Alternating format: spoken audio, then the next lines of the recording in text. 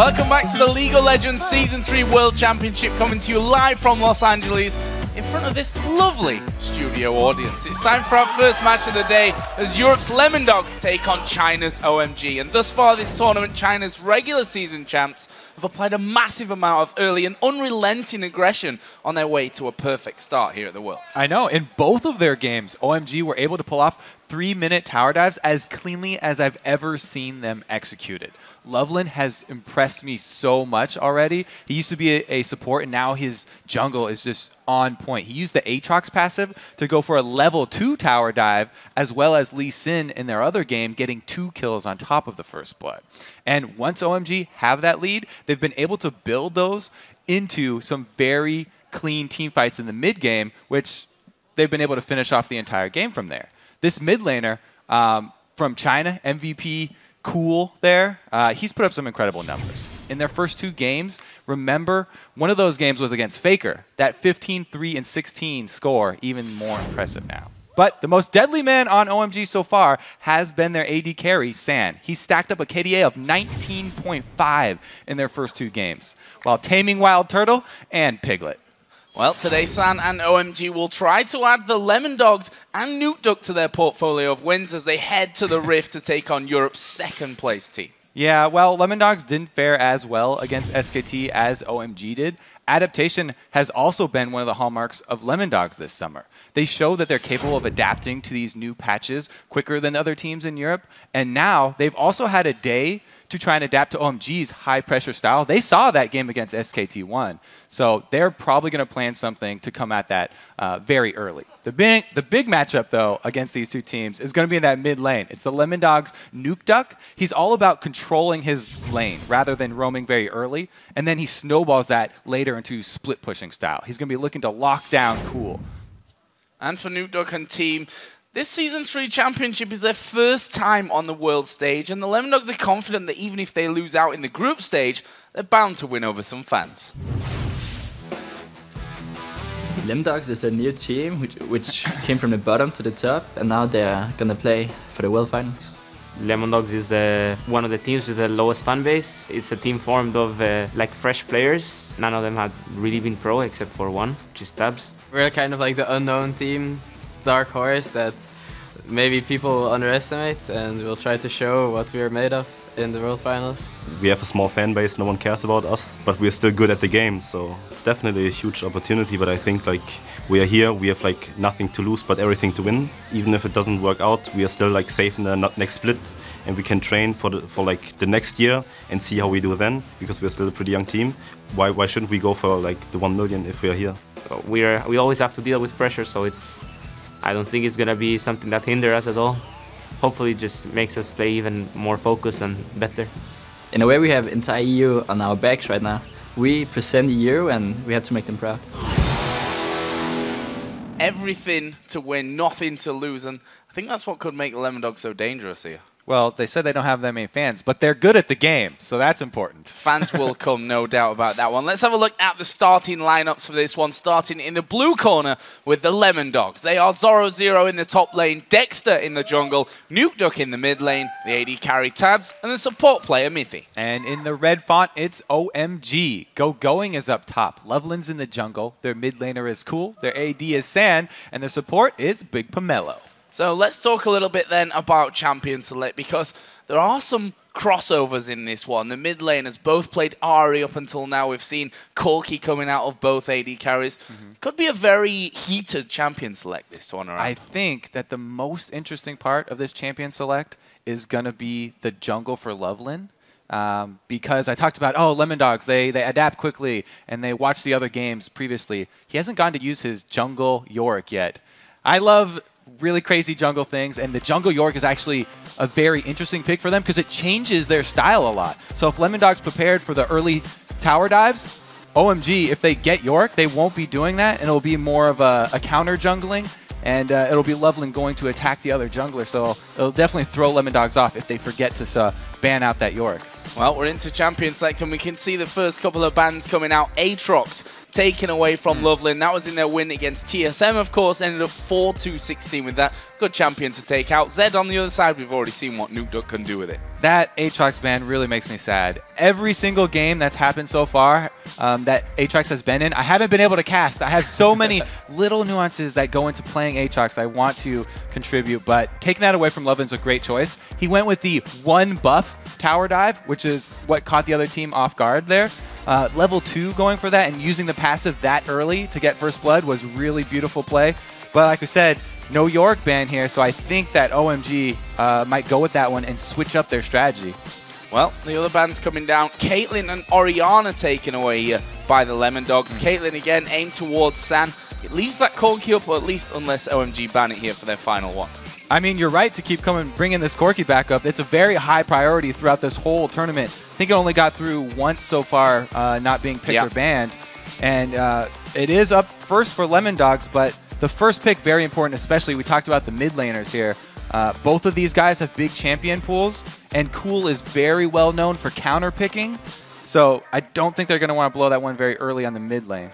So Elise being hovered over and selected here by Lemondogs. Now, this is a champion that Dexter is no stranger to. We finished 9-0-6 coming out of the jungle against Gaming Gear EU. But back in the summer split, when Lemondogs destroyed Gambit all the way back near the start of the season, that's where he started as well. So this Dexter, Elise for Dexter, very dangerous. Yeah, if you want to be dueling early in the jungle, Elise is actually pretty good. She did have some resistances taken off of her spider form, so it's a little bit harder, and she relies a lot on getting the jump on the other jungler so that she can land her combo and get the burst out early.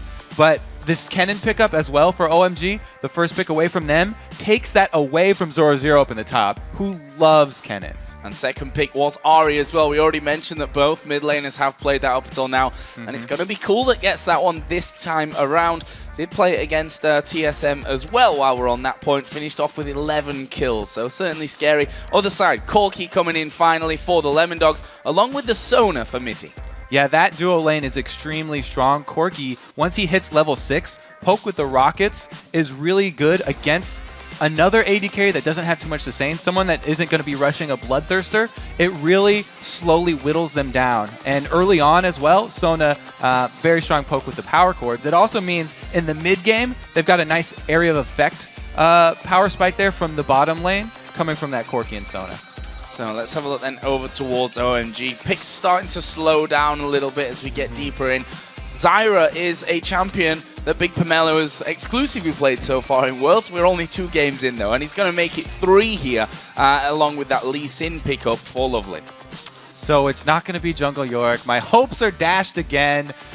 It's going to be the Lee Sin this time. He performed very well in the Lee Sin though as well. We talked about the early gank up top that got them first blood, 2 kills, and the first turret. That's what snowballed them their first game. And they did lock that one in. The crowd cheering for the Fizz, I think. It's not the Zach cheer. I'm pretty sure that's for Fizz. I think we're safe in thinking that is a cheer for Fizz coming down. Zach going to be picked up as well. Again, another champion used against Gaming Gear for Zoro in the top lane. But this Fizz, we've seen throughout the season that Nukeduck is definitely good with Fizz. He's got Tabs there to teach him, who was famed, obviously, for his Fizz over in Europe when he actually played mid lane before. So strong, scary lineup from Lemondogs. Yeah, Tabs, he's still actually confident in his ability to play mid lane as well. He said that he could play mid lane right now in the LCS, and he would be fine, even though he's already switched over to AD. So they've got a lot of mid lane players over on that Lemondogs team. But I think that, you know, it's really Zoro that shoves up his lane, and he's the one who does the roaming. So it'll be interesting how they make use of this Fizz sort of in the mid game. You know, once he gets the Lich Bane, though, then he'll be looking for those roaming assassinations. Meanwhile, OMG, cool first picking that Ahri. There's not a lot of counters to Ahri. I mean, Fizz is pretty good against him, against her, but he is so confident in that he's going to be looking to roam very early. As soon as he's level 6, the other lanes are going to have to watch out, because cool combos with Loveland for very early roaming kills superbly well. Final pick coming out there for OMG was the AD carry, Tristana. Let's have some thoughts on that one, Kobe. Yeah, the Tristana, that's definitely kind of fallen off a little bit here. There's a couple reasons. because she passively pushes her lane because of the explosive shot that you level up early anyway. And then also, with the nerfs to Blade of the Ruined King, it means that she does have to wait really till that late game. She's got a nice, very early power spike. As soon as she hits 6, it's a good burst. But then the mid game is kind of weak for her, and then she'll really shine at the late game. So let's have a look then what you guys at home have been thinking about this one. According to lolesports.com, 70% of you think that OMG will keep their perfect record intact. And it's also between the analysts, very, very split. Two of you, Jack and Crepo, going for Lemondogs. Monty and Doublelift going for OMG. So this one up in the air, but the fans, they've not been wrong too often in this one, we have to say, going for OMG. Yeah, 70% is actually quite a lot.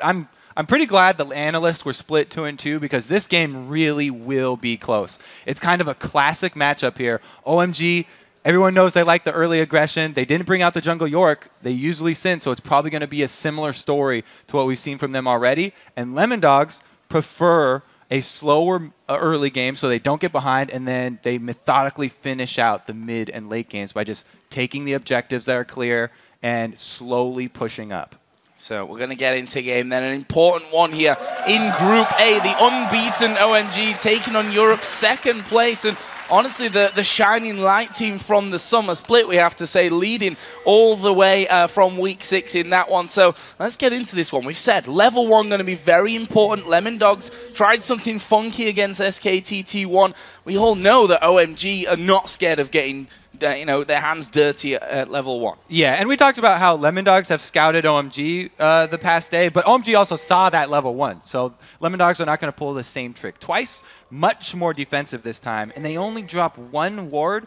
They use the rest of their champions as body wards here, just sitting in the bushes, making sure that OMG don't pull anything tricky. And it's actually a very defensive start for both teams.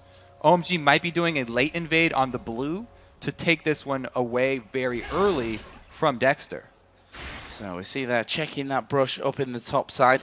They will be moving down towards that blue buff, which there's no vision there right now from Lemondogs. They've sat quite happily down on their red buff. So this could be a very interesting start. And by the looks of things, could see an early steal. They've got those deep wards down, so they're happy at this point, OMG, with the vision that they've got.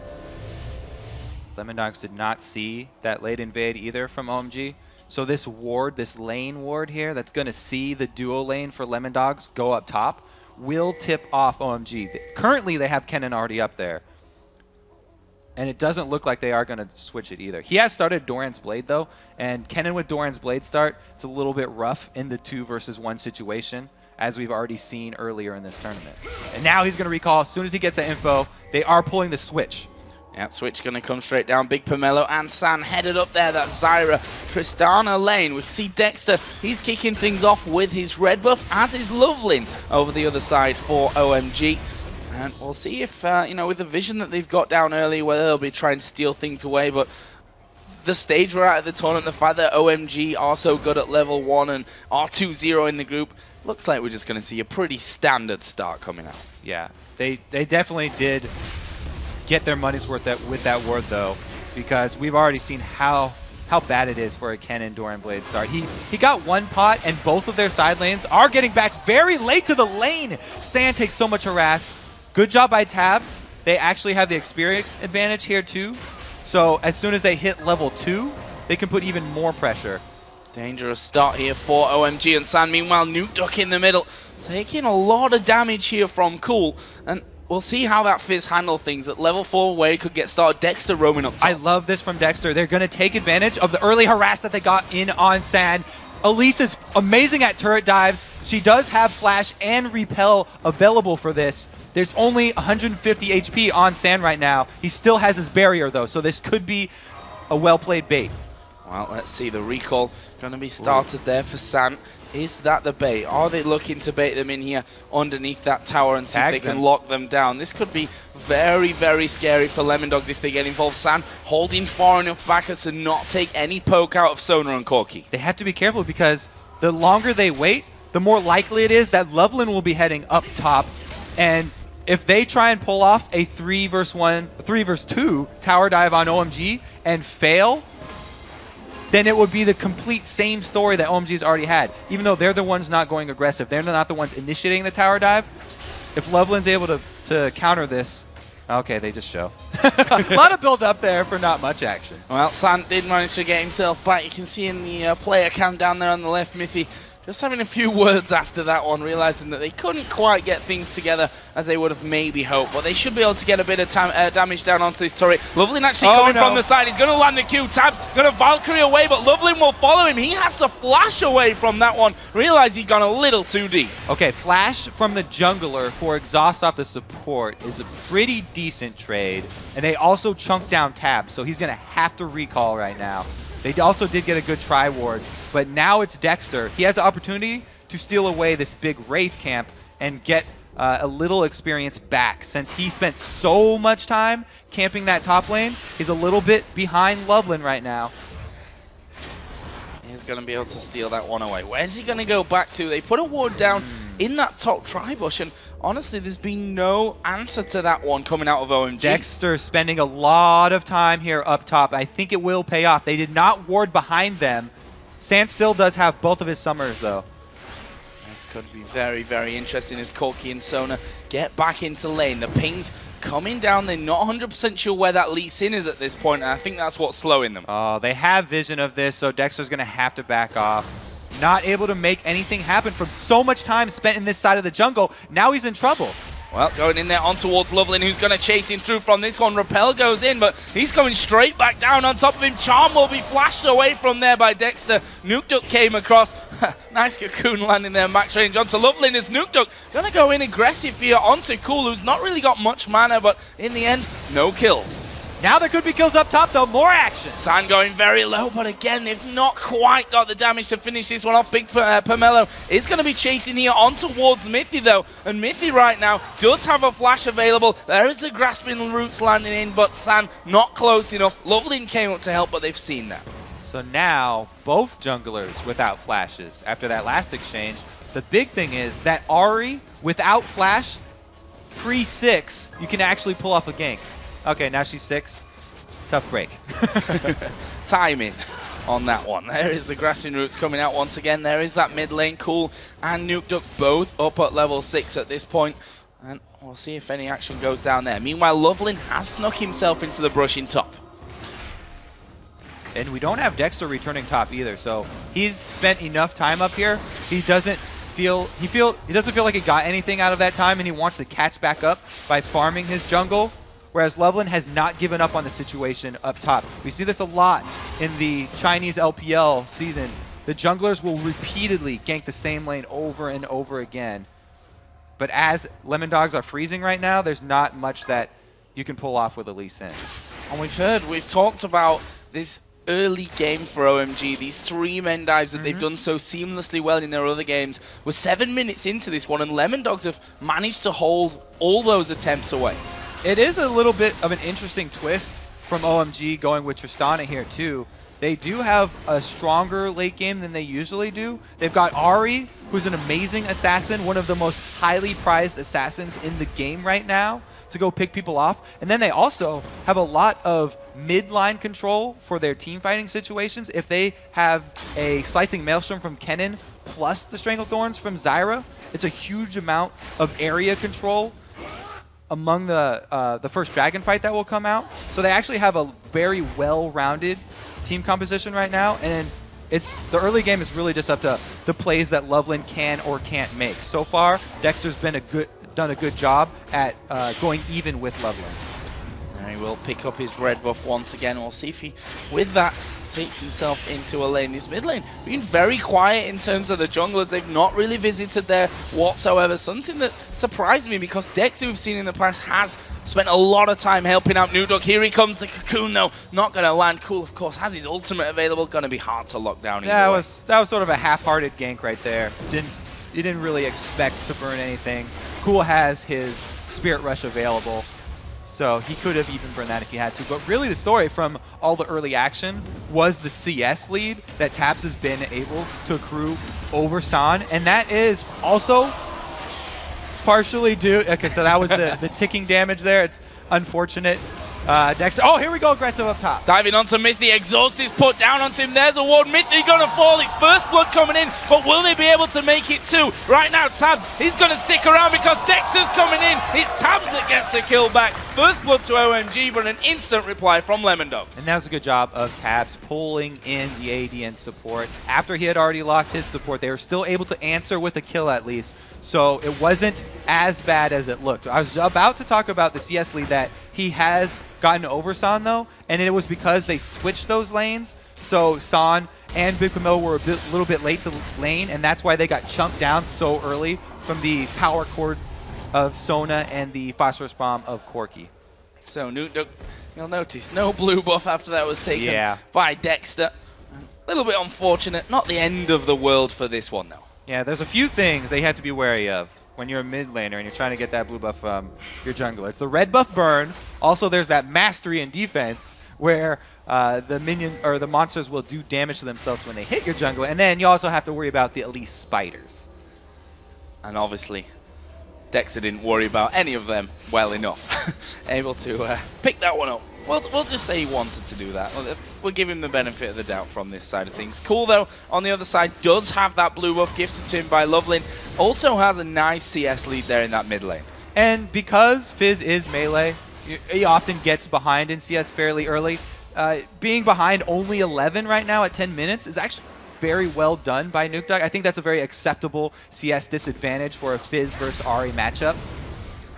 Wow, pink ward's coming down there, and Lemondogs instantly getting themselves in position from that one. Dexter is around that area as well. Zoro has actually come down from this top lane, and this is where things get dangerous. We mentioned earlier Zoro not scared to leave that top lane to get involved in mid. I'm glad you brought that up, because that was a sort of classic Zoro move, where he's got pink ward in that tri-bush, shove up the lane, then rotate down to try and make something happen mid. Cool right now is just so mobile, though. They weren't able to take advantage of these triple pink wards that Lemondogs have placed up in the top side. So earlier on, that obviously Zach and Kennen were facing off down in this bottom lane. They've now switched since then, but Zoro doing a good job still of holding out on that one. Just 5 CS behind at this point. Got that Cowl in there as well, working himself up. And we'll see how that one goes. Double Doran's Blade blasting one now in there as well for Go-Going's Kennen. Yeah, the Zach-Kennen matchup is, just kind of a farming matchup right now because Zach has gone Doran shield to start, reducing the auto attacks, which is Kennen's early harass. And then with the Cowl, it gets also the magic resist and regen for the magic damage that Kennen puts out at later stages. So Nuke taking a bit more damage. Lovely, and actually inside of the tri-bush right now, this could be extremely dangerous on top of the wall. Opportunity for a counter gank here. Okay, this is going to be a 3-on-3. Get a little excited. There they go. Cocoon landing onto him. They're going to all dive onto him. Flash away from Lovelin, but can he escape this one? He gets the W off towards San, stays alive, but he's low now, and Dragon is there. Yeah, that's still definitely a win for Lemondogs. Chunking out the jungler that low means that now Dexter has free roam of the map. He was seen by this pink ward going up mid, and Cool is not afraid. There's Shun the Waters coming down. Can they lock him up? Cocoon will land in onto him. Cool in trouble. Has to use the ultimate to dash back towards his turret. Stays alive. So Dexter, so far, chunking down Lovelin, then chunking down mid lane. He's got some good harass off, but he hasn't really been able to convert anything. Wow, dive in there. Crescendo coming back, but it won't be enough to save Mithy. There's the jump and the Valkyrie away from Tabs at exactly the same time. Tabs survives. No one there to follow up like that last one, though. So that's the post-level 6 Tristana that I was talking about, the burst that he has with the rocket jump, explosive shot, and buster shot. It's a very good combo for killing supports. So, we were talking about how Dragon was opened up by Lemondogs earlier with that damage. Now it's OMG with that kill that are in position and have got it down to below half HP. Dexter is hanging around. He wants to go for the steal. That won't happen, though. It's Lovelin that will smite that one away, and Lemondogs back off. This duo lane for OMG is doing a lot of work for them right now. Even with that early CS disadvantage, they've been able to make plays on their own. And this one was able to be converted into a dragon. Because one of the reasons that OMG were at the top of the LPL, the Chinese scene, they often will fight and then go straight for objectives just like that. Very well done. See Nuke able to pretty much dodge everything that Cool's throwing at him there. That CS lead has slightly increased for him. We can see that Nukeduck wants to make sure he's got vision around that area. He doesn't quite have Chum the Waters off cooldown, so wants to be very, very safe on that front. Lovely not being able to get involved in any of the 2 kills right now. For an OMG game, this is actually really, really low in terms of kills. I'm definitely surprised that it's actually the bottom lane for OMG that's picking up the slack in the early game that Loveland hasn't been able to convert. But again, you have to applaud them. And now he got it this time, so that's why everybody's laughing. It did. Dexter actually backed away completely from that one. He's like, no, don't do that again, Dexter. That wouldn't be very nice of you. Nukeduck able to pick up his first blue buff of the game here, 14.5 minutes down. Let's have a look at the overall picture. It's around about a 2,000 gold lead at this point for OMG. And again, even though OMG is ahead, Nukeduck in the mid lane is doing very well. We talked about his style being just staying in mid lane mostly, and until he can accrue that big power spike. He's doing a good job on Fizz, staying relatively close with Ahri, which is difficult to do. And once he's able to combine this Sheen and Blasting Wand up into that Lich Bane, then he'll start to look for the plays that he can create on other members of OMG. Let's have a look down the AD carries here as well while we're at it. 2 out of the 3 components, main components of that Trinity Force done for Tabs as Corki. On the other side, we can see that the workings for Tristana there with that Vamp Scepter for a Bloodthirster, but also looking like it will be that Infinity Edge first. Pretty classic there for Tristana. She really does thrive in the end game with that attack speed she gets from her rapid fire ability. So going Infinity Edge or Bloodthirster, into Phantom Dancer is a very classic build. Slay the Ruin King also fairly popular, but like I said, with the range nerf and the cooldown nerf to the active, some people are definitely thinking twice about it on her now even. Sand just freezing out that lane here. They've got a single ward down, to be honest, in the river there. Obviously being very careful about Dexter, because in his previous Elise games, the fact that he's got off to such strong starts has been what's helped Lemondogs go forward in the game. This time around, that's not quite worked out for him the way they'd have wished. Well, I think, yeah, both of the junglers have matched up very well here. Nukeduck just throwing off the blue buff ultimate there. It's because he does have that cooldown reduction, so he's not worried about just using that on Ahri very quickly. They trade ultimate actives right there, and they'll be back up at very similar times. Actually, Loveland is coming around here. They're pinged right on top of him. That's the ward that Nukeduck put down a little bit earlier on when he came back into that lane. Tabs and Mythic also been very careful in the bottom side as well. They saw that Big Pomelo had just gone out there toward. But look at this. OMG actually moving up through the side of the Lemondogs jungle. Really big fans of contesting the blue buffs over and over. Wow, he runs into the wall. Leeson couldn't quite get over there. But what I really want to point out is definitely some miscommunication here from OMG. They've built 2 of these Abyssal Scepters on each of their solo laners. Ahri, if she wanted an item for herself, if they were going to be split up. Well, Nukeduck does get dove here by Loveland. Yeah, kicking him, or trying to kick him back towards Cool there. Didn't quite work out, but either way, it's freed them up for their second turret takedown of the game here in that mid lane. And you can see that while it's not a high kill game, they're starting to really build up that gold lead with that dragon, with those couple of turrets going down. And the roam is going to continue here from Loveland. They've comboed going after he took his turret. He's double roaming with the jungler now. They've all set their sights towards this bottom lane, and Lemondogs have to be aware of this one. But can they defend it? That's the problem. They've got 4 versus 3 down here, and you can see that they're just not comfortable with sticking around for that one. OMG going to pick up the 3rd and final outer turret left there that was standing for the Lemondogs. All right, since they aren't going to fight over this, we have a little bit of time to go back over those dual Abyssal Scepters that were bought. If, Going and Cool were like, okay, we're going to be split up, so we're going to both want these auras, then a solo item for Ahri would be the Deathfire Grasp if he was going to rush something, if they wanted 100% pure. I think that was definitely miscommunication on their parts. They both got the same aura here, and that is a little bit of hope for Lemondogs because some of that gold lead is spent in maybe not most optimal way for OMG. Meanwhile, we've hit that Lich Bane, and we've also hit the Trinity Force for Lemondogs. So even though they're behind right now, they have fairly good items for the next dragon that pops up. 30 seconds on the next dragon will be very telling for the mid game. If Lemon Dogs decide to go for this one and OMG contest, it's going to be a very, very dirty fight. Well, Zoro0 has come away from that top lane now. We can see that Cool in middle. He's going to be pushed a little bit here by NukeDuck, but Lemon Dogs trying to hold this position in here on the Dragon. They've got pink wards down. They've got all 5 men on this bottom side. Now Kennen is nowhere near. He's starting to come down. Tristana coming from base as well. Lemon Dogs are going to get a lot of damage, if not take it, before OMG can get there.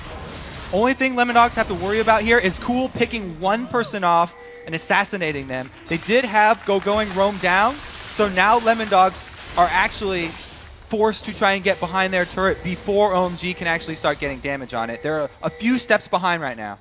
Well, let's see.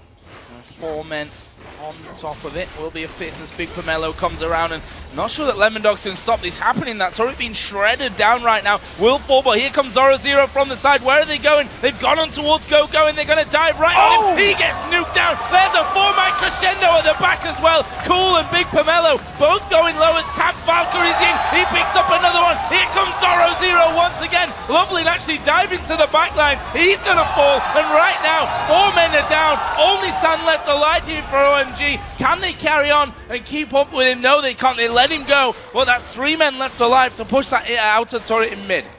Very good initiate there from Lemon Dogs just at the end of the turret, so they were able to get the damage down before OMG were able to react. We saw going get bursted completely down by NukeDuck, getting chunked out on the side here. All right, yeah, so let's look. A beautiful cocoon plus the initiate from Zoro0, and going gets blasted by NukeDuck. This is the Abyssal Scepter rather than the Hourglass for him. And at this point, that big one missing was huge, actually, for OMG. And that's the reason that they were actually to answer right here. San in the back was still at full life, so he was comfortable rocket jumping in. One of the few situations we have the Tristana going for those very late rocket jumps into a full team. But he was confident enough, especially since there was no more mana left on NukeDuck, that he could clean that one up. So that leaves us at 5-4 in kills, 4-0 in turrets though for OMG. Something that Lemon Dogs will be certainly thinking about changing. It's close to a 4,000 gold lead as well for the Chinese side at this point. And I think really doubling up on those Abyssal Scepters right there. If going either had an Hourglass or Cool. Oh no Hourglass still. He's going down. Yeah, they're going to bounce onto him here with Zach as well. It's Tabs that will finish off that one. And I was talking about towers and how they want to go for them. Meanwhile, NukeDuck here in the mid lane, he's in all kinds of trouble. He's a dead man. Cool will pick that one off, but they trade that for a killing top plus that tower. Dual assassinates right here for both teams, but it's Lemon Dogs who got the turret down, so at least they got their first turret taken. That's some global gold for them. This is really where pretty much all the deficit is coming from for Lemon Dogs right now, is in turret money. OMG took this opportunity to get full ward control of the lizard side jungle of Lemon Dogs though, and that's a very scary thing when you have an Ahri and when you have a Lee Sin. So let's have a look down the items once again. AD carries now. We mentioned that Triforce earlier, finished 4 tabs. He's now added that last Whisper into that one. Other side for Tristana at 3-0-1, we should mention as well right now for San. And a goal between them is still in favor of San down there. Only a couple of CS in the lead, but 3-0-1 and those extra global objectives that OMG have been able to pick up. He's already got that Infinity Edge done as well. Yeah, it's all that tower money is still keeping OMG ahead. But if Lemon Dogs can keep this one solid out for a little bit longer, they are going to look for picks with their Fizz. It's just that OMG are doing the exact same thing with their Ahri.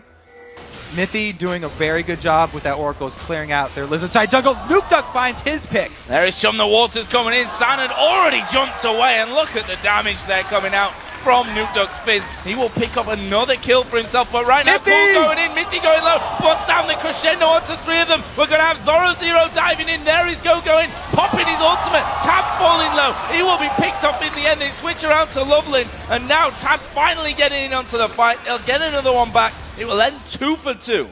So, I was talking about both assassins getting picks. They both got their picks right there. NukeDuck got his solo onto San, but then Cool had a very good charm under the turret onto Mithy, completely taking him out. He did get crescendo off, which almost saved it for them, and another trade here for both teams. This is a very close game. Even though OMG have the lead, the outer turrets are looking a little bit weak for them. So Lemon Dogs can actually close up that gold lead fairly quickly with just one team fight. One successful team fight. It's a better choice of words. I got you. Lovely. Sorry, Gogoin is close to finishing off that Zhonya's Hourglass there as well, which is certainly going to be helping things out as things go forward. That DFG we saw from Cool last time in that fight, how dangerous it is at this point. Other side, Zhonya's is now added in to that Lich Bane for Nukeduck, and well, we all know what a Fizz can do at this stage of that is the, I think that is the scariest point for a Fizz, because Lich Bane, yes, that's a crucial damage spike for him. He gets a huge amount of power from adding another AP ratio to his already very strong kit. But now, with the Hourglass, he has the ability to buy himself time for those cooldowns to get another rotation of abilities off, and he becomes an extremely potent assassin right now. Same thing, though, for Cool. He has the 2 items that make Ahri devastating right now. He finally has the Deathfire Grass. He will be able to kill Mithy all by himself next time. Well, let's see right now a bit of a dance around, because that dragon, as you see in the top left, is coming up in around about 20 seconds time. Pink Ward's put down a Oracle Elixir for Big Pomelo right now. They've got the positional advantage, but Lemon Dogs, we've seen anything from them before. They're not going to let that go. And OMG are ready to fight for this one. They have the Hourglass now on going. Like we said, the Deathfire Grass is ready to go. This is definitely going to be a brawl between all 10 members. There is Zoro getting himself in the corner. They've cleared out the vision that Lovelin put down. Will he decide to jump over onto the OMG team? This is all about the area control from the 2 AoE support ultimates that are going to go down. If Mithy can land a good crescendo first, then Lemon Dogs can get the jump on this fight. Zoro starting to charge up. The dragon has gone down, but look at the damage coming onto Zoro already. And he can jump away from the backside of that dragon pit, but we see Lemon Dogs going south. OMG going straight towards that mid lane. This is, again, the same thing we saw at the last dragon. Lemon Dogs grab it, but OMG get the positional advantage, pushing down the lane first. Last time they got a turret, even though Lemon Dogs won the team fight. This time, Lemon Dogs are actually in a small corridor, which is very bad for them. Zyra would be huge. They can't walk down that small corridor. Turret damage already coming in here from OMG. Not quite half health taken away, but certainly a good chunk there. Here comes Mithy from the side. Flash Crescendo comes in. Chum the Waters goes down onto Gogoin. There's a Stranglethorns as Dexter has to flash away, but Tabs is right on top of them. Nukeduck on top of them there with that Fizz. He will use the Zhonya's, but he's miles away from the rest of the team. He's still managing to get away. There is the elastic slingshot in. Let's Bounce comes down. Lovelin's going to have to try and escape this one. Flash over the wall from Tabs. That's a double kill for him, and somehow they turn that around there, and it will end with a 2-0. Again, Gogoin right here. Gogoin gets chunked out early. He has to burn his Flash and his Zhonya's before he even can get the damage from his Maelstrom. That was just huge for them. Lemon Dog's doing a great job here.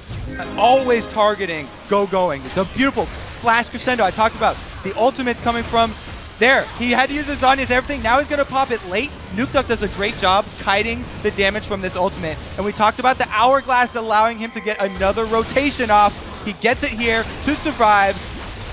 Zero is not afraid to go back in because he's got the Cell Division. And right here, Lovelin actually with his Safeguard second active smites the Golem for the extra small HP that you get from Spell Vamp. But that's not going to save you from a full health Corki. No, Corki able to finish that one off, and look at that gold. It's come back to just 200 the difference, 10-7. 2 turrets still behind are the Lemon Dogs right now, but these fights slowly but surely working in their favor. They're now starting to take control of OMG's jungle. Yeah, that last fight was a huge confidence booster for Lemon Dogs. Can't emphasize enough their focus on Gogoin, getting him to burn the Flash and the Hourglass before slicing Maelstrom, effectively negating that huge area control that they wanted with that pick. It's completely deciding these team fights. Nukeduck is sat waiting by that top lane. The lure of a juicy wave of minions coming around. He's thinking someone's going to get drawn into that, and he wouldn't be too far away. But Loveling coming in. Is he going to go for a 2v1? I doubt it. And he decides, I'm going to get it away from this one. Let's not stick around. Back straight off. OMG, though, they're still slightly ahead in gold, and they still in their back pockets have this late game Tristana, already Infinity Edge plus Phantom Dancer completed. So if they are able to not have Go going chunked out very early, they still have a really strong chance in the team fights because they can control the mid grounds, and Tristana will be able to put out a lot of damage free firing from the back line. Lemondogs taking down, finally, that third and final outer turret of the game. So, we're a little bit more even on that front.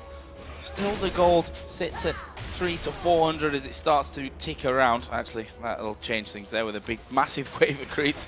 And now, awards start to go down towards Baron. Tense time here in this game, almost 30 minutes in.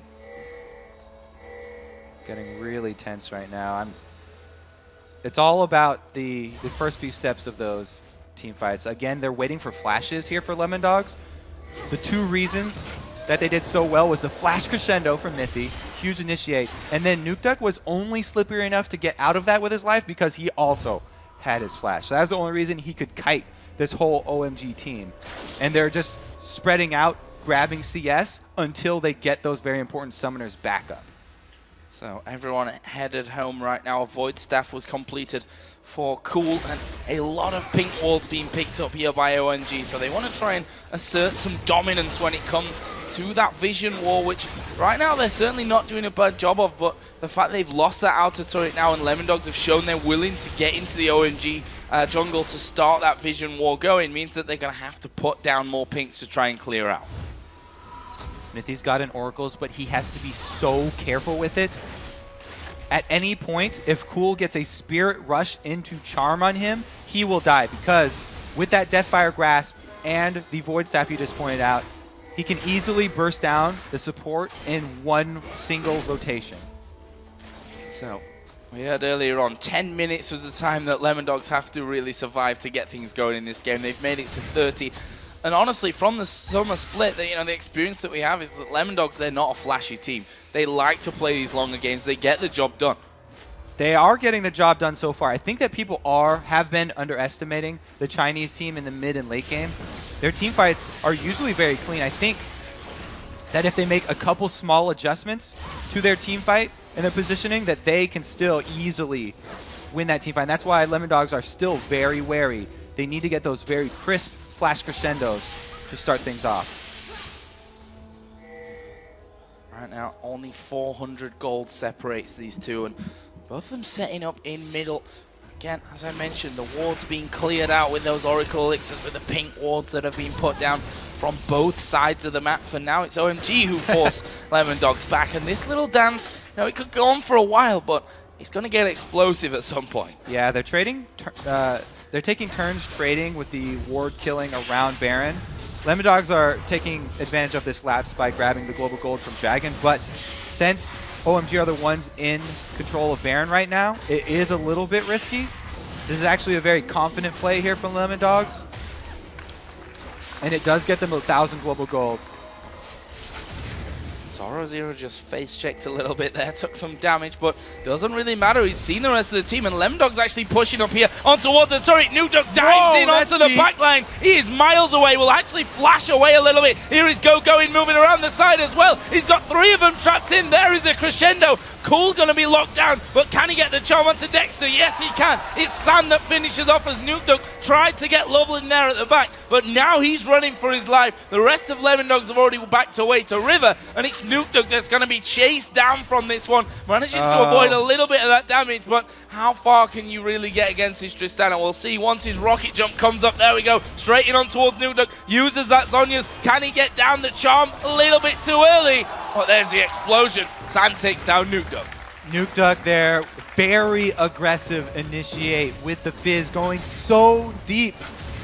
I think they were overconfident with the way the last 2 team fights went. They thought they could even tower dive. That is not the case here against OMG. Like we said, Go-Going got off his slicing maelstrom that time, and it was devastating. That might even end up costing them this Baron. Only 2 members of Lemondogs in position here. Baron going down. We just saw the stats there for an average game time so far in Worlds, and OMG's games up until now have been that little bit short, that little bit longer. So there is the Baron taking down. Yeah. Great pickup for OMG. Yeah, that was definitely Lemondogs getting a little overconfident. Nuke Duck, he was happy with how he was able to 100% San up in that top lane by himself, but that was definitely an over-aggressive move, and they paid the price with a huge, huge deficit now. Baron buff means even more than the gold that they've got. So what are Lemondogs going to do from this one? We saw them being overly aggressive when they were feeling confident. Now their opponents have that Baron buff on, so surely a little bit quiet at times incoming here for the Lemondogs. Not wanting to throw any potential away that they've got from this one. It is still very close, but that Tristana really going to start to become a problem, as we saw in that last fight. Oh yeah, she's very, very strong at this point. Has she hit? Yes, that is level 18 Tristana, so she has the maximum range. And with going now being successful with her Slicing Maelstroms, it buys her that time to get her DPS out. I think that another thing that contributed to Lemondogs' overconfidence there was that the early double up of the Abyssal Scepters that were bought by both solo laners of OMG. OMG kind of, they lost out on that early phase where we see them usually put a lot of aggression. With the 2 Abyssal Scepters, they didn't have enough to win the mid-game teamfight where they usually get the first step. I'm wondering what they're going to put into effect here with that Baron. You know, most teams that will pick it up at that stage will say, okay, now it's time to push some towers down to start those team fights off. But up until now, OMG, they've kind of sat back here and just pushed those waves out. So Lemondogs, they're not really losing too much when it comes to that immediate power that Baron gave them. And Lemondogs are actually happy for a stall right now. You know, they're waiting for not only the Baron buff to drop off, but also, again, those flashes that they have to have in order to make the first move. They have to be the ones with the initiates here. They have to be the ones landing those crescendos and bursting down people like going before they get off their key spells. This tower only has 1 more hit, though. There we go, finished off. Obviously, OMG did do a little bit of damage to that one earlier on, but that is at least something they picked up here with that Baron buff. It leaves the inhibitor completely open now for the taking, but you can see they're pretty wary of actually going into the base at this point, not wanting to throw things away. Dragon coming up in just under 2 minutes' time as well. But right now it's a bit of a skirmish, a back and forth on the steps of the base. Yeah. I was also talking about San either going Bloodthirster, Phantom Dancer, or Infinity Phantom Dancer. He's got both right now. So not only does he have all that damage coming from the backline, but he also has Sustain. So after he rocket jumps away or Buster Shots you away, he can lifesteal back up off of your tanks and get back to full life. So inhibitor focus down to less than half. OMG tread very, very carefully here, making a step closer to taking down the first inhibitor of this game. There we go. San gonna home in onto it. They are going to be able to take that inhibitor. Nuke Duck actually taking a lot of damage there and getting stunned up by going. But OMG taking down the inhib. They're going to be happy and back away. That's that 703 range that we always talk about late game Tristana being so strong. She can get those stray shots onto an objective like a tower or an inhibitor without even having your front line go in. Very, very safe take right there. And then now it's actually OMG, the ones that are playing the slow, methodical game, ending this one out, taking all of the outer objectives now, trying to add more gold onto this inhibitor lead that they've got.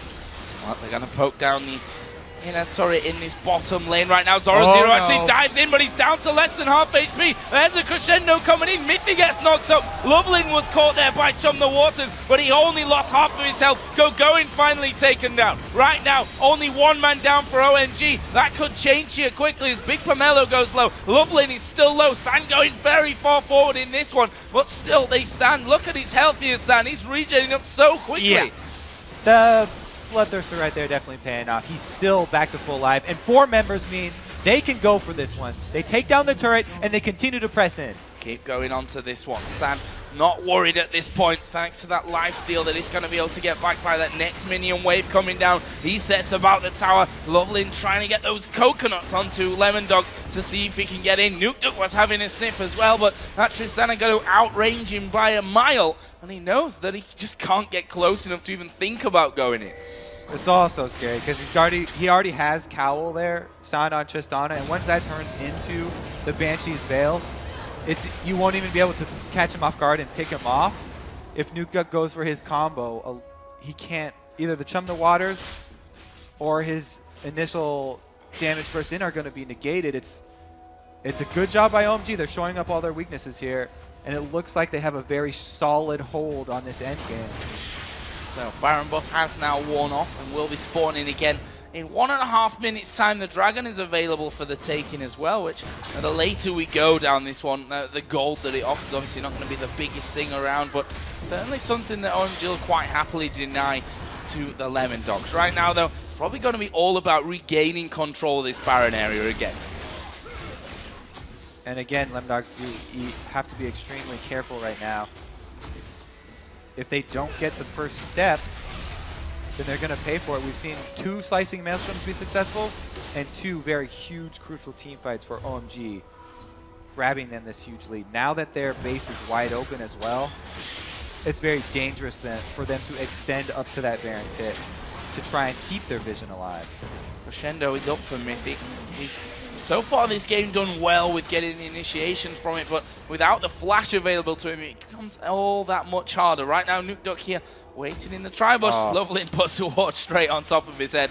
And just to add insult to injury, we'll clear out the wards from earlier on with that Oracle Elixir that he's got running. Now dual death caps by both solo laners of OMG as well. So the power spike up here for all this dual AP means that they are going to have pretty much all the control that they need in a team fight. And it's going to be OMG making a huge mistake if they actually lose this one. Well, the ping's going down. Zoro on the front, just narrowly avoiding the charm. Taking some poke back, but he is going to move in and try and get OMG out of position from this one. And interestingly enough, Lemon Dog's able to go through there and grab that Baron area control. Now, Zach is a very, very chancy initiator because the other team can see that shadow. And if he misses his elastic slingshot, he can get chunked out before the team fight even starts, just like last time. And there we go. He's already down to less than half. He's going to let bouncers go. Going from the back. Great crescendo from Mitty, but will he be able to survive? No, he won't. Cool now on a rampage as he shuts him down. Flashes in as well. They're going to keep up with the kills. Tabs is going to fall. That's a double kill here for Cool. Dexter's walking away on the backside. Tabs is being chased down by Lovelin right now. This is going to be a close fight. The Q misses. Nuke Dog going to take him out. Brilliant stuff from Nuke Dog, but now Dexter is being chased as well by Stan on this bottom side of the river. Is he going to be able to escape? No, he's not going to be able to. Nuke Dog even managing another one. Finished off in the end though by the plants. All right, yeah, so Zach is inherently a chancy initiator, very risky, because if you do miss that elastic slingshot and your team is not immediately following up, you get bursted down before the team fight even starts. And now OMG, with those death timers, they're running on Nexus. They're looking. Inhibitor respawn. Oh, wow. That's always a bit of a pain. But OMG, you know, they've got these big death timers coming in. They are going to start taking down those Nexus turrets. They're going to pick up the Nexus kill and go 3-0 here with that victory over Lemon Dogs in Group A. Congratulations to OMG. They look very, very strong. We have to give credit here to the Lemon Dogs as well. You know, this game was incredibly, incredibly close for the longest of times. This wasn't, you know, level 1 masses of fights. It was a much slower game, to be honest. But OMG showing that they can perform in a fast game or a slow game. It doesn't matter to them. They know how to do this. I think that is the biggest takeaway from this one. Going up against Lemon Dogs, who are known for the slow late game and the strong late game, they were able to accrue the early tower lead, and even though they started dual Abyssal Scepters, once they got the team fight to go their way, with the cannon not being bursted down first, they won pretty much everything after that. It's a real question now. Who can beat OMG? You know, coming into this one, we knew how strong we were. We were a little bit fooled almost, I think, to say that OMG weren't in the quarterfinals. Let's be honest, because they had dominated LPL throughout Season 3. They lost to Royal Club, obviously, in the qualifier finals, and they came into the group stage. But that almost tricked us into thinking that they're maybe not going to be as strong as they are. And we've seen already they've beaten the top teams in the group. We also have to remember still, this game was so close. Yeah. Just a few moves at the very beginning of team fights basically decided that game. So let's get over to Riv and the guys at the desk for their thoughts on OMG's brilliant win.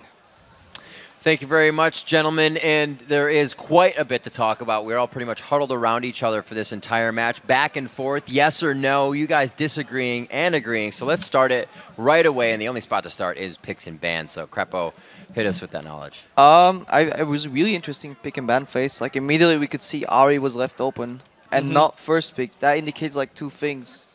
They don't care about the Ari, or like either it's lack of respect or it's preparation. And this time it was preparation. We could really see Ari open means Fizz. So on the last rotation they would pick Fizz. Then it comes to the point, what are you gonna first pick? Elise, but to my knowledge, I'm not 100% sure here. I asked Money, he wasn't 100% either. Do they play a lot of Elise? OMG, we don't know. But it really felt like Lemondogs could have actually first picked Kennen there. Zach was... I didn't see it. Then in the middle of the game, I started seeing, but then due to item choices, it wasn't as effective. We'll get to that later. So they went out to Elise, picked up the Fizz as a counter to Ari, and actually we went really well to the point where we lost his blue buff to the jungler.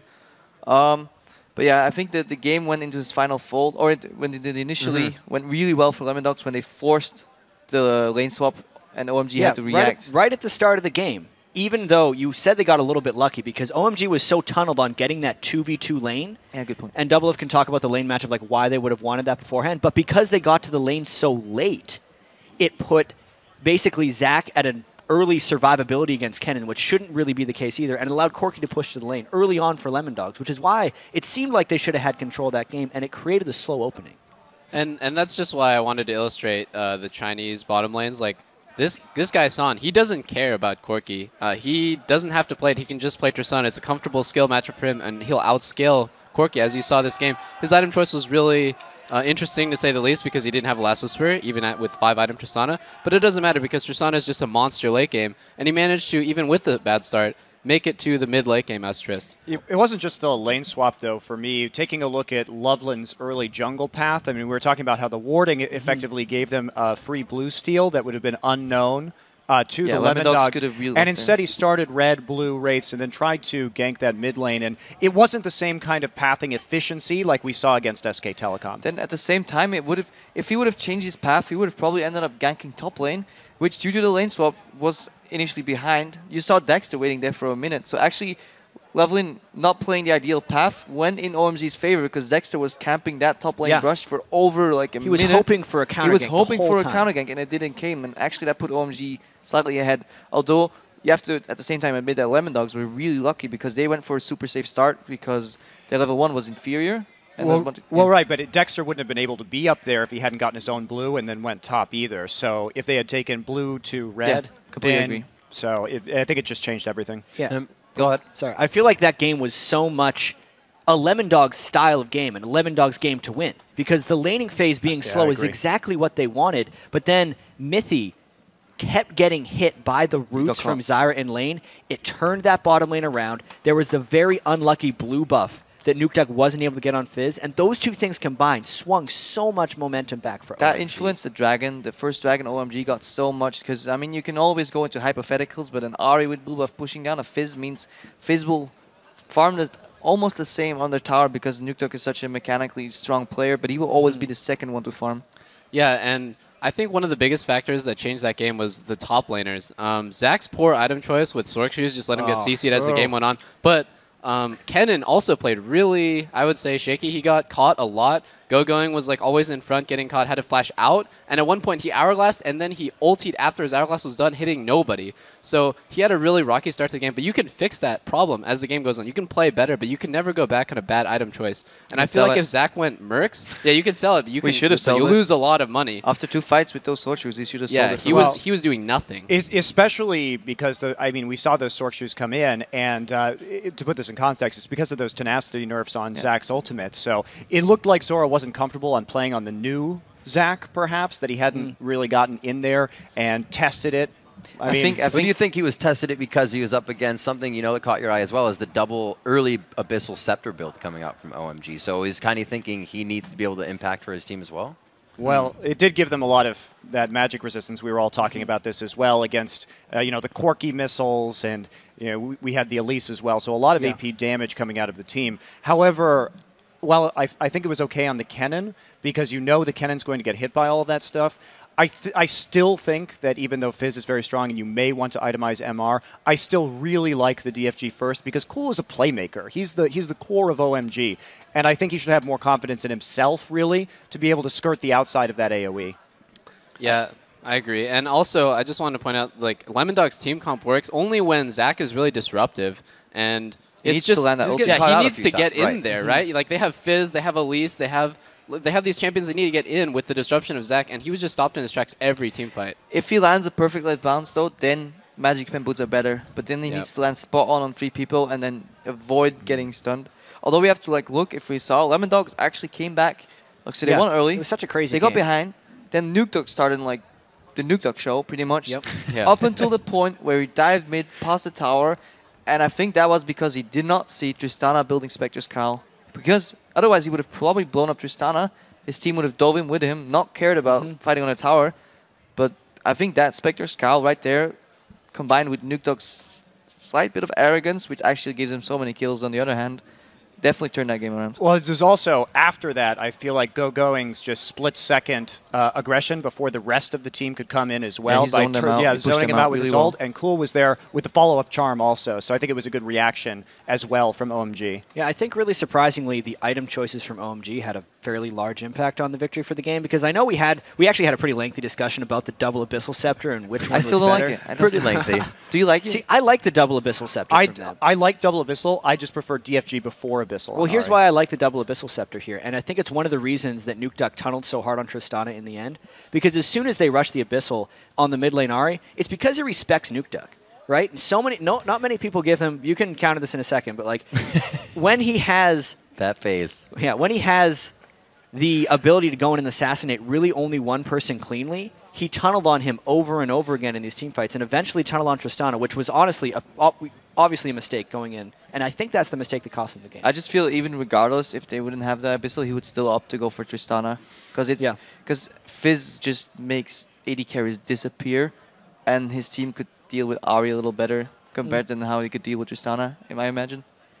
All right. Double if final thoughts there. Look like you had something to say. I hate the double Abyssal Scepter because I like to min-max, and I think if Ahri wanted MR to respect Nuke Duck, he should have won Athenes. The 20% CDR actually makes up for the lack of M-Pen that you get. It's obviously not just to respect Nuke Duck. It's because it works for everything in their game. Like, there is more magic damage in that Lemondog's composition than we see out of almost any team composition in this entire World Championships, because Corki, when you look at your damage dealt after the game, he's pretty much half, maybe more magic damage, especially when a Kennen's in team fights kind of zoning him back. Elise's all magic damage as well. Like, everything is about that Negatron cloak he gets to build into an item. That's the only reason I like it. All right, guys. Still a good game, though. Oh my! Very good. I always thought Lemondogs This was a world-class game, in my yeah, opinion. very close. Well, they're doing it in the right place on the right stage. And with that, let's check out the Group A standings, hot off the rift. OMG on top at 3-0. SKTT1 at 1-1 with TSM right behind them at 1-1 as well. Lemondogs 1-2 with Gaming Gear looking to pick up their win. 0-2 right now. All right, and if guys, it's that time in the show where you guess who is going to win the next game, and the viewers as well. But they've been guessing better. And last time, Crepo, Jat, Crepo, you said you were trying to catch up here. You're supposed to guess the winning team. I would have imagined by the winning team, or the team that was in my head going to win, to build the proper boots, but nah, that's hard. That's too hard. They played so well. I can't even diss them. Their team fighting was extremely solid that game. Yeah, That it was. That game was just so good. We're already talking for the people that didn't know that, like, we were all standing here like shouting at this little monocle.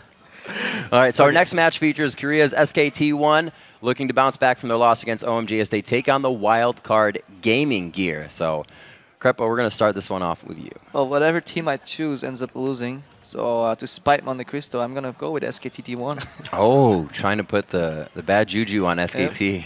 Yep, SKTT1 all the way for me. Not much to say here. The Korean team versus the wildcard team. I got to go with them. Okay, Monty?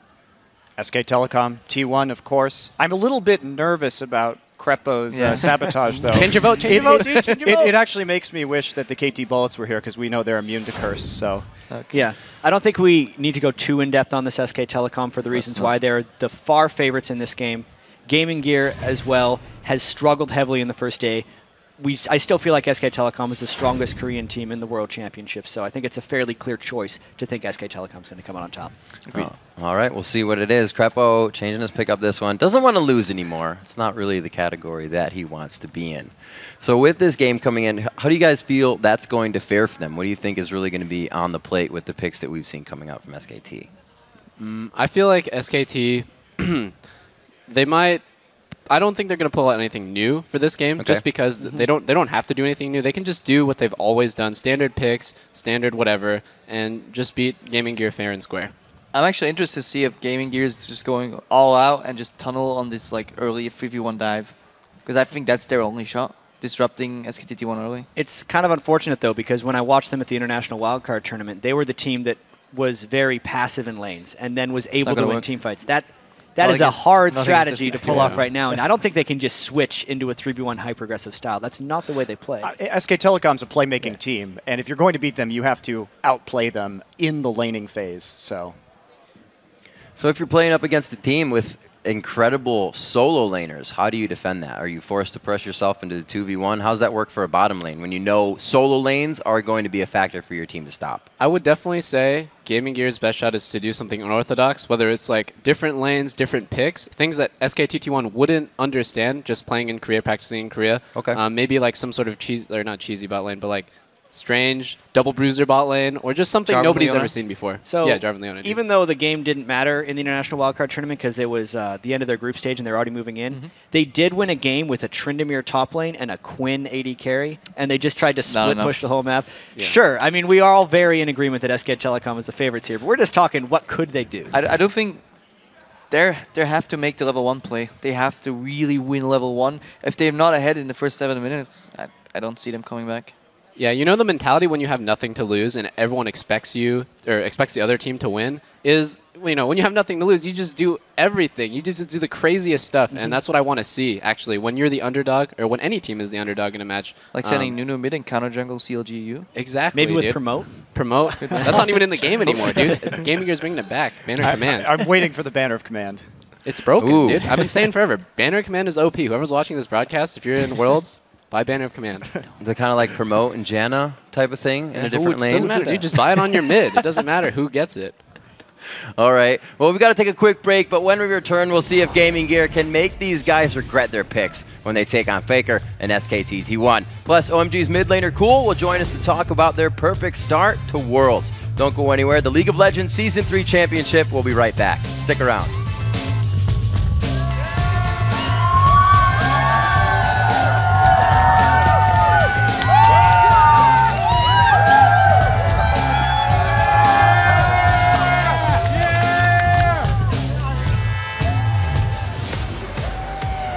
As you can see, our awesome crowd, and they're giving out some swag right now. Well, it's always fun to throw something in the crowd. So happy.